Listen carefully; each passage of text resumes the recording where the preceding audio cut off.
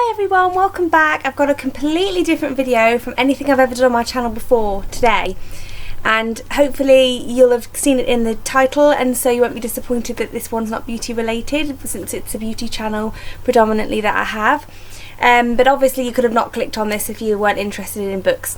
So today I've got a collab video. It originally started because I was approached by a good friend of mine on YouTube called Lorraine, whose channel is right up my street. I watch everything she does. I really enjoy her channel. And she approached me saying, do you want to do like a book collab? And then it's sort of expanded and it's grown, and now it's involving a lot of other smaller YouTubers, and they're YouTubers, I'll be honest, I'd know nothing about, which is great for me because it gives me an opportunity to have a look at some channels I might not ordinarily have stumbled across. I'm going to leave the links for all of the other participants in the description box for you to check them out, and that's something I'm going to be doing over the next few months as well. So this collab is a book reading collab, but it's also sort of along the concept of Project Pan. It's using up or reading up reading 5 books by November, and so it's a big massive challenge for me. I don't usually get through 1 book a month, and obviously that's what I've got to work with. So I've also got 1 tiny chapter left of this book that I'm reading, just a few pages, and about 2/3 of this monster book, and I'm loving this. I am going to finish this before I start the project, but I want to get my introduction video up around the same time as everybody else. So here are my 5 books. Now I'm going to be 100% honest because I never lie or cheat or anything on my channel. Some of these books have been started, and that's why I thought it was ever so important that they get included in the challenge. These are books where for some reason I've read the tiniest bit of them and I pick them up, and I always try, and it's not that they're bad books, this is the thing, if they were terrible I'd be like, I'm just not going to read it. It's just the motivation, I move on and I don't complete them, and the point of this project is to complete and achieve 5 books. And so I thought, let me include some of the books that I really need help to be motivated to read. So I'll start with Martina Cole's Revenge. I think this might have been a book I took on holiday with me and never got round to reading. This is how much of it I've read. So as you can see, there's a lot to get through in a month. So I'm on page 53, chapter 5, and I might have to start these again. I mean, if I start to read them and realise I have absolutely no idea what's going on, I mean, God knows when I actually started to read these. But this one's Martina Cole's Revenge. I do enjoy Martina Cole. I enjoy true crime. I enjoy crime fiction, and these are very easy reads, and fantastic characters, fantastic stories. You know, Martina Cole does get down and dirty with the grittiness of it. So this is a character called Michael Flynn, which in this book, which I think I may have, I don't know if I'm confusing with another Michael, but I think he may have been a main character in one of her other books that I've read. So let me know if you know what I'm talking about in the description box. But this has got good reviews on it from the Daily Mirror, Ray Winston and The Guardian. So yeah, I'm going to try and do that one. I don't know what order, I haven't decided what order I'm going to do them in yet. Next is J.K. Rowling's The Casual Vacancy. So obviously this is the author of the Harry Potter series, which I absolutely love. We're just massive fans, me and my husband, and hopefully my daughter should be going up for adoption if she's not getting on board.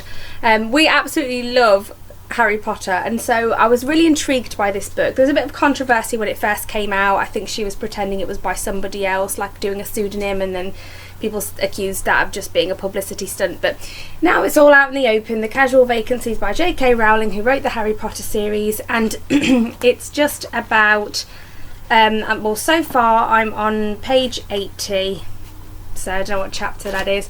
So I've only read this much of it. I've got, again, a lot to get through in a month.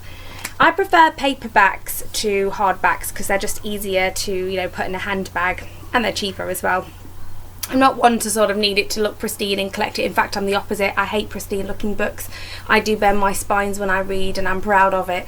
This book, I think, is just about somebody who dies and he has a place on like a church council sort of thing, and then someone else has to take his place. I don't really know. As I say, it's been that long since I started it, and I'm not far into it at all. Life of Pi. Now this one I'm on page 60 chapter 19 in, so I've read that much. You can see a theme. This is how bad I am, and I've got that much left. This is a smaller book, but I think this is going to be the most difficult for me to get through because I do find it a bit boring. I must admit this is a little bit grueling for me. But I've seen the film and I loved the film, and again it's got good reviews from The Guardian, The Times, The Sunday Telegraph, and Margaret Atwood with The Sunday Times. I love Margaret Atwood. Her The Handmaid's Tale is one of my favourite books of all time, and she gave it a good review. So it's about a journalist who speaks to a man who tells him a story of his life. And yeah, at one point he was trapped on a boat with a tiger for a long time. You might have seen the film already. Yeah, so I'm going to give it that one a crack. This book I've never picked up before. It really intrigued me with some gift vouchers I got for, I think, a birthday or something. I bought it at Waterstones full price, so I didn't get it like from Amazon or anywhere sensible where you pay a decent price for it. I paid the full price for it, and it's by James Bowen, and it's called A Street Cat Named Bob, and it's how one man and his cat found hope on the streets. So as far as I understand it, he tried to discourage the cat from following him. He was homeless. And sorry if this is wrong, but I just have a very vague understanding. I haven't started it at all. And the cat wouldn't leave him alone. He befriended him, and it turned into a mutual friendship, and it changed his life and inspired him. So it sounded like a really inspirational read, and I do like cats, so I'm looking forward to that. Plus it's a smaller book, so you know, hopefully I'll be able to then make some headway in the challenge. I can see this challenge going horribly wrong for me. I really can. The very last one is one I think I'm going to read at the start, and it's going to be something that's I'm not going to read. I'm going to read throughout the whole thing and then read the others in conjunction with this, if that makes sense, because it's not a novel. It's a book by Ad Kerkhof, and it's got loads of little homework in it, and it's called Stop Worrying, Get Your Life Back on Track with CBT, which is cognitive behavioural therapy. So I think I've done one or two. Oh yes, God, it's been a long time since I've done this book. It looks like last time I used it I was on page 23, which is right here. So I've done this much and I've got this much left. So yeah, as you can see, these books desperately need some attention and some love and some encouragement to be read. So I'm looking forward to finishing this project.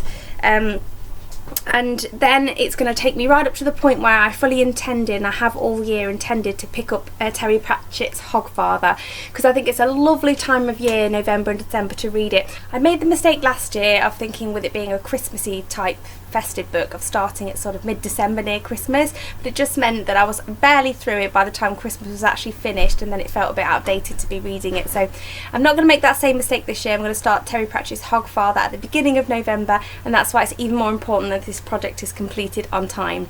So I hope you can enjoy coming on this journey with me. Let me know in the comments if you're going to be doing any videos or reading any books to join in with the project with us, and then we can keep in touch with each other about our progress. And I'll see you in the next one, guys. Bye!